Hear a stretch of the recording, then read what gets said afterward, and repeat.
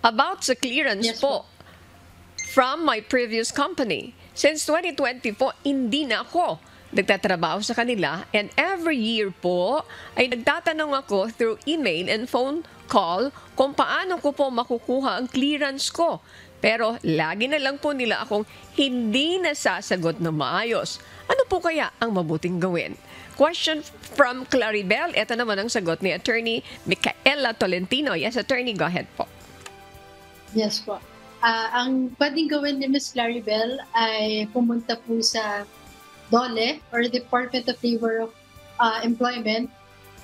Under po sa labor code natin, ang clearance po ay hindi naman po mandatory na ini-issue po ng employers.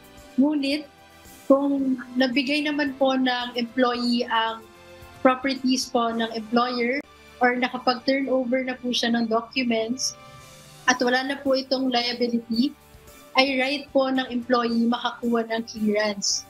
Idagdag ko rin po na per our DOLE Advisory po, Series 6-2020, mandated po ang mga employers na ibigay ang final pay po nila in relation to clearance within 30 days po from separation. So ngayon po, if clear naman po si Ms. Claribel sa liabilities po at nakapag-turnover na rin po siya ng mga documents, maaari lamang po makuha na po niya ang clearance niya. So kung hindi pa rin po, pumunta na po siya sa pinakamalapit po na DOLE. Okay. Attorney? Oo. Yes, Attorney Yes, Miss Annie.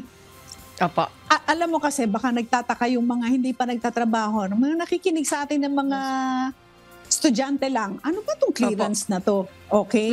So ano yan? Kailangan kasi yan, bago ka lumipat ng ibang trabaho, minsan kukunan ka talaga nung lilipatan mo ng trabaho ng clearance mula dun sa dati mong pinagtatrabahuhan.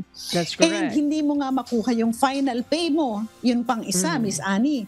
Sometimes, kapag hindi ka pa na-clear, hindi mo makukuha yung final pay mo. Kaya, dapat makakuha ka ng clearance. Bakit naman hindi ibinibigay? Sana naman po, kung nakikinig po ang employer nitong nanghingi po ng tulong sa atin, kung wala naman pong problema, kung naisoli naman po lahat ng mga properties, wala naman siyang liabilities, ibigay na po ninyo yung clearance para naman maka-move on na.